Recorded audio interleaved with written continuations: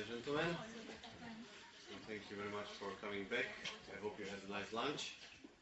And now it's time to continue. I don't know whether you wish again for some massage to wake up or continue just as we are. So let me introduce Mr. Edmund Korvaga from Slovak Ministry of Economy with his presentation on support of clusters in innovation ecosystems within the operational program Research and Innovation. The floor is yours. Yeah, ladies and gentlemen, thank you for being inviting here to have a presentation within this wonderful group of experts and the projects regarding the increase of the ecosystem of the innovation. My professional background is mostly the, let's say, professional manager of structural funds. So, as you know, we can talk a lot with very different topics and it in a very complicated language. But I try to be as simple as possible and to don't feed up you with so many informations that came into account when you are going to talk about what could be supported by structural funds and what kind of conditions have to be fulfilled. And just put you some schemes to show you what we have in our minds when we design the support of programming of nowadays programming period, and what probably fits with the nowadays topics of support of innovative ecosystems. Well, I have to say that I will present you the operational program Research and Innovation. There have been also some examples of supporting medical park in the morning session, but the operational program Research and Innovation is divided into, let's say, two parts or to two governances. One is the governance of the Ministry of Education, mostly focused on the research organization, universities, and the public research sector. And then the second part of the operational program is under the governance of the Ministry of Economy, and in the very center of our interest is the enterprise, small and medium enterprises, and how to improve competitiveness and innovation in the field of small and medium enterprises. This is the scheme of support of operational program Research and Innovation. That part of the that belongs to the Ministry of Economy. You don't need to read anything, so it was not the purpose that I put this slide. Just the scheme. What is talking about? In the very center is the target group. So these are the groups of enterprises, or the target groups we can support by operational program. The green one at the very top is the private persons, or the, let's say, non-entrepreneurs that wants to probably be entrepreneurs, but still we are talking. We are focused in some activities also into the public. Let's say well, it is very important when we want to attract new people to come and to become entrepreneur as a life choice. Then the core support is into the small and medium enterprises. That blue one on the top is a group of, let's say, new small and medium enterprises that are less than 3 years of existence. There are different measures that are in place to support them. Then is the small and medium enterprises that already exist more than 3 years, and these are also some activities that could be used or that could be focused on the big enterprises. So the core business is about the support of small and medium enterprises. On the left side of the scheme is a non-financial support. We call them the support by national projects. So it's support provided to enterprises by training, counseling, providing of the information. With the specific organizations that they are obliged to have this kind of support to small and medium enterprises in different fields. And the right side of the scheme is financial support by the grants as the most common tool of implementing structural funds. All this valid point is one call for proposal, very, very specific call for proposal, and also the financial instruments in that yellow rows.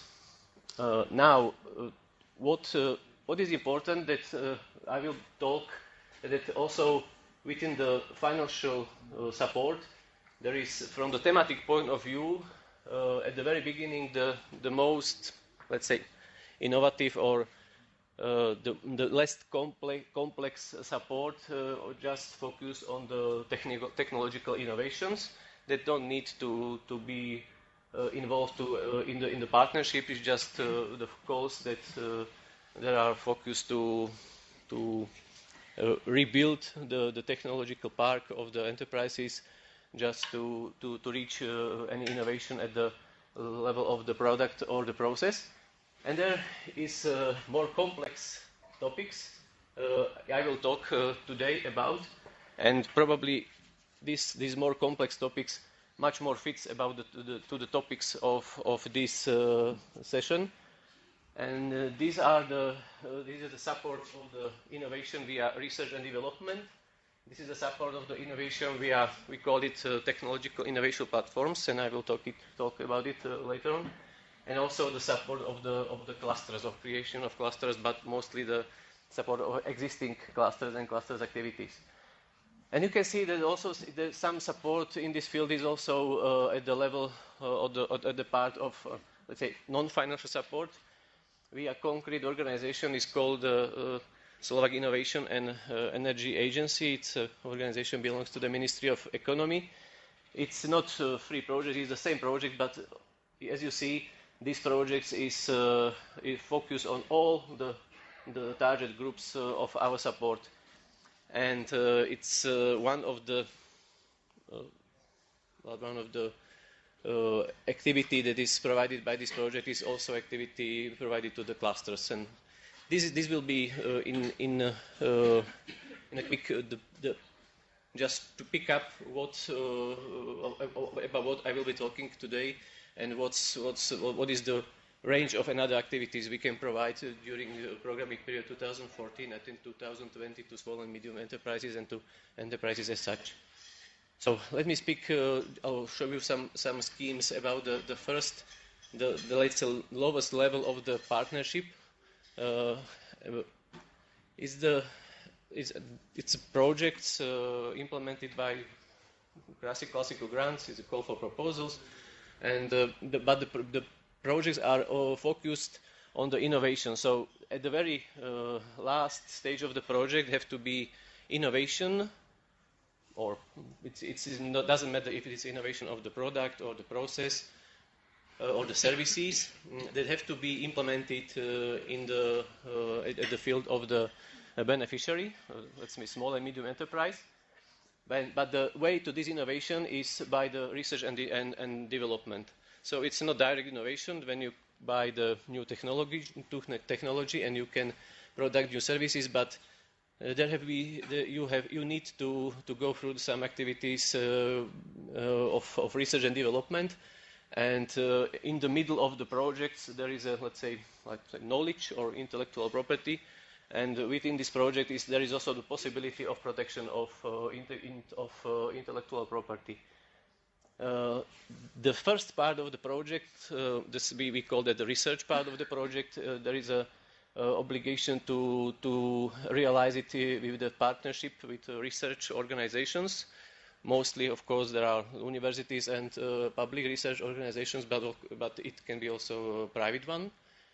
And the second part is mostly the individual implementation, when the result of the innovation is a result of the research part of the projects came to some innovative technology, so they can buy everything what they need to implement that innovation into the production process of the company. When we look to the same schemes, but from the point of view state aid, or what state aid allows us to support by structural funds, with the research and development are activities financed like industrial research and experimental development.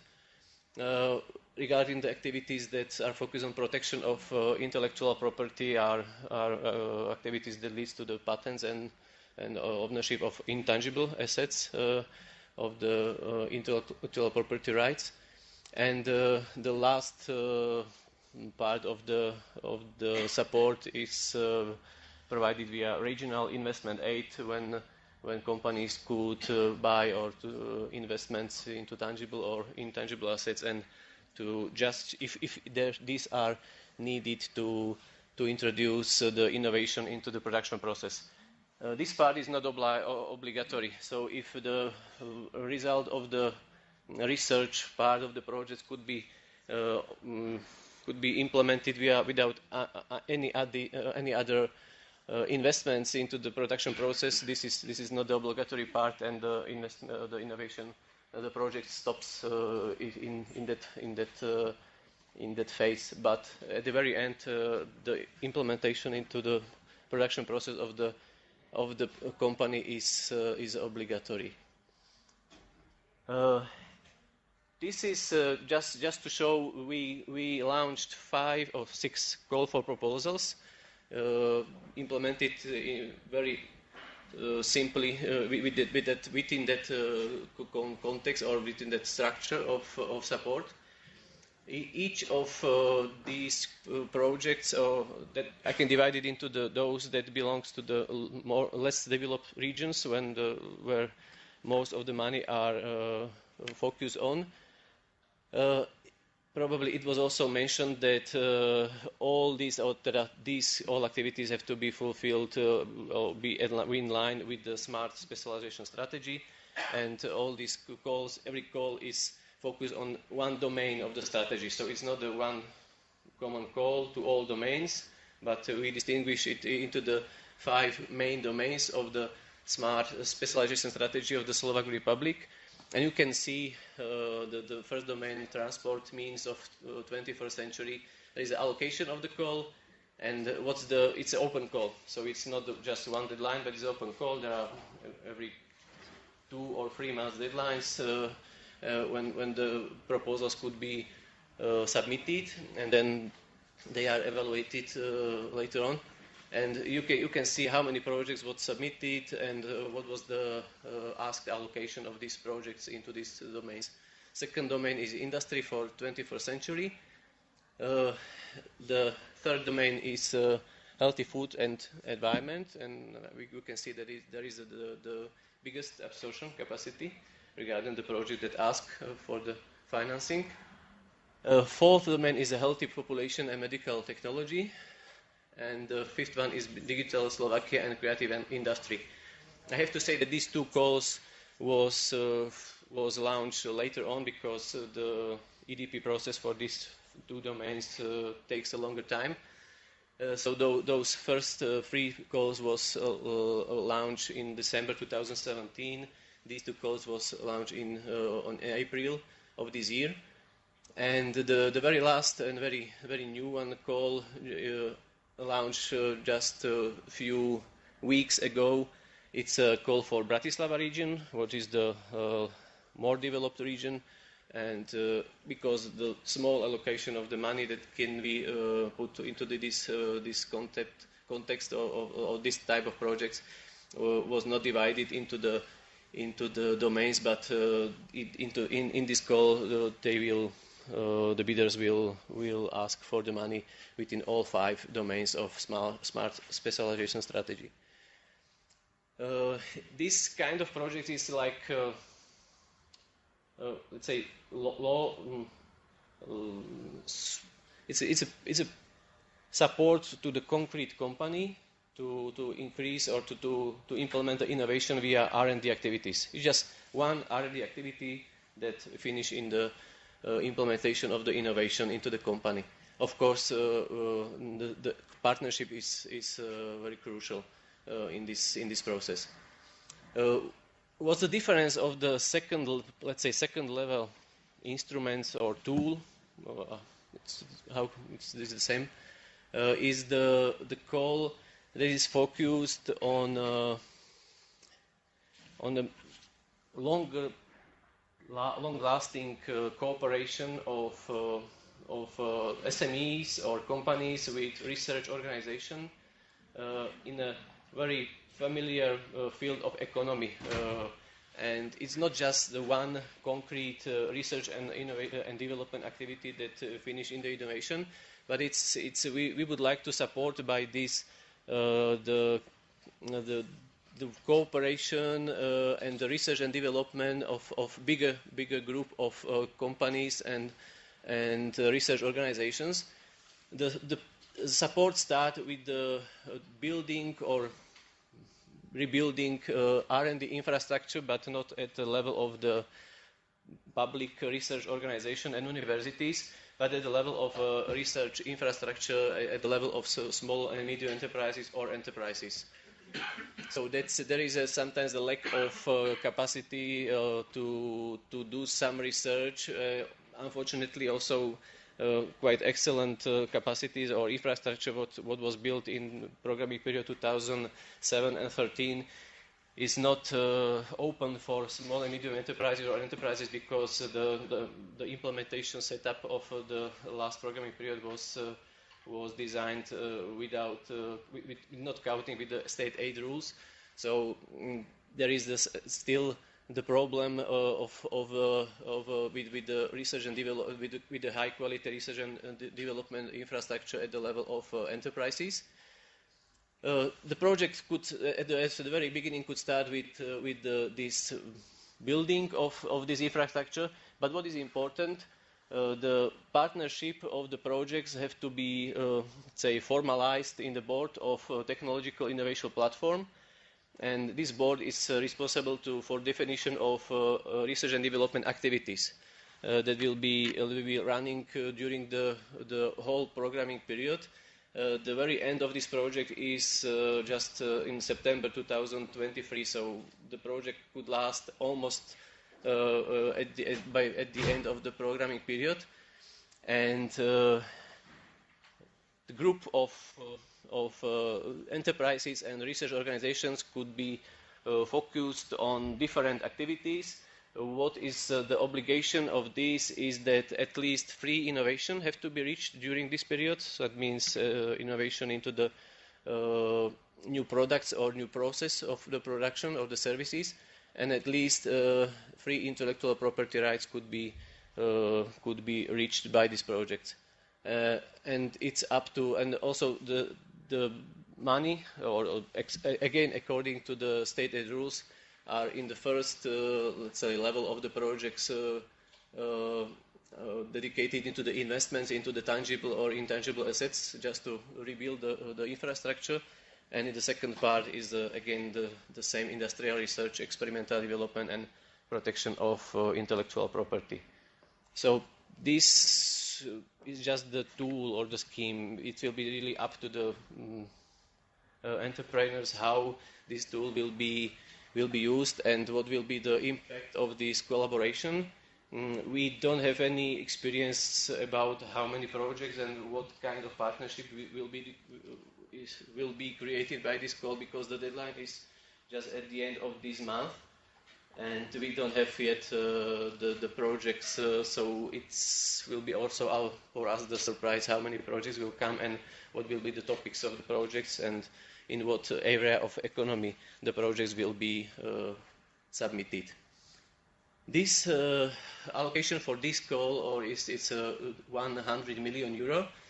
Its partnership is obligatory and it's minimum 1 beneficiary plus 3 partners. So a minimum partnership of 4 organizations, but maximum it's not defined. So it's up to the partners in the region or in the scale of economy how big partnership they could create, and just to speed up the research and development activities within that partnership.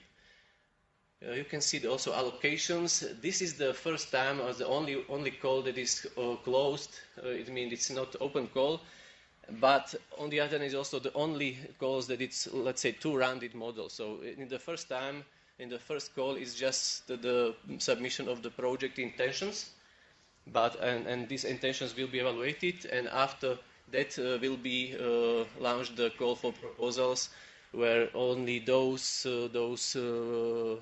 companies or those partnerships that submitted the call for project intention could later on ask for the project. So this is the first round, and we will see what will be the absorption capacity and what kind of partnership will be created. Okay, again, deadline is the end of this month. It's a pity, probably, if this kind of forum or activity would be in December. I could provide you with more detailed information about what was the result of the projects that was applied for the support in this kind of scheme.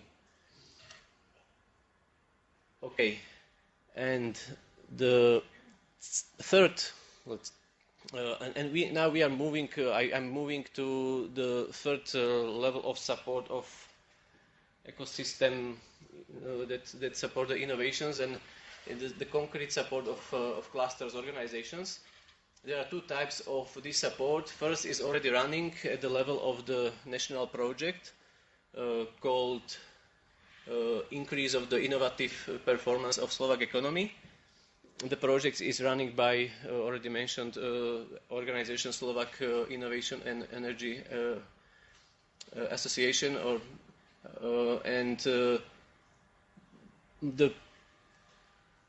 one of the activities that are supported is the certification of clusters according to the ESCA methodology. So within this project, existing clusters organizations, until now there were created 56 clusters organizations in Slovak Republic, and probably only 24 clusters are really living and are running their activities now. And before this national project supported by structural funds, there were another international projects that aimed on the certification of clusters organization. So there is, let's say, 3 or 4 years experience of certifications of organizations.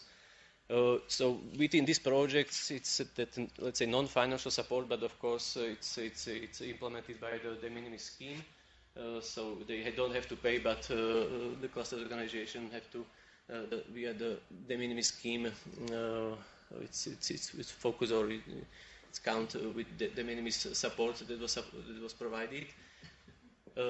Is the complete high-level certification. This is probably just how to look like. The several indicators are within this methodology. Are evaluated, are assessed, and this is the concrete example of one cluster organization and the comparison of where they have been in 2013. It is those light blue color, and what's the situation and what's the situation in 2018 when the recertification was made. So we can see there is some progresses and some positive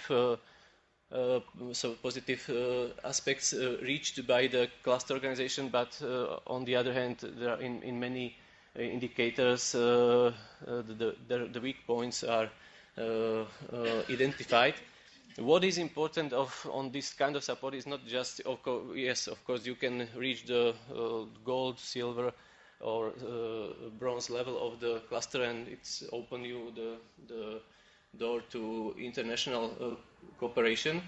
But even more important about this, let's say, exercise is that the methodology of certification provide you with quite extensive list of recommendations. They identified what's your strong points, what your weakness is, and recommend you what to have to do into the future just to improve in the later period. This is already running, and what is the very last part of my very quick and short presentation is the last call or the measure for the support of clusters via grant support, so classic call for proposal model. It's planned to be launched in April or during the next year. We are now in the quite intensive process of discussing with all the partners for what should be the aim and the structure of this call. And probably also, and I'm very happy that I can be here and I can receive the practical examples or best practice from abroad when the clusters organizations are supported for more years and probably in it's much better way. What is in our heads for now is like when you look on this diagram or result of the certification, the one way we are thinking about to design the support by the call for proposal is to focus on those weakness points of this certification. So each cluster organization could submit the projects when they focused on activities that was recommended by the certifications and is also very easily to detect the improvement, because in every 2 years recertification you can see if these activities works and if the field in what these activities was focused are going to be improved or not. So it is also the way how to measure the impact of the support. What is sometimes the very tricky things when in many countries was when the clusters organization was provided by quite big an amount of money, but there was the lack of quantified effect of using this money for the running of these organizations. So this is just what we are thinking about, but still, as it is on the slide, we are open for any discussions and any intentions and measures that could be implemented as a best practices and could be scaled into the Slovak nature. Okay, that's all. Just helicopter view of what I think is something that could be in line with supporting of ecosystems of partnership, and it doesn't matter on what in what area of economy, life sciences or plastics or IT. It doesn't matter. So, thank you for your attention, and I'm really curious and I'm looking forward to hear you and next presentations. Thank you very much, Edmund. We have a question here. Yeah.